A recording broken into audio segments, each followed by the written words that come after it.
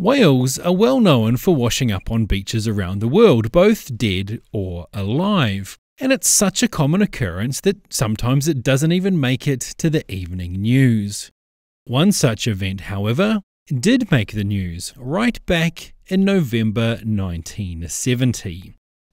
The cries of the audience were soon cut short as they realised what had happened. It's a story that remains a legend in those parts and quite possibly might be one of the first viral videos. Needless to say, when 41 sperm whales beached nearby almost 10 years later, state parks officials decided against blowing them up, but rather burned and buried them.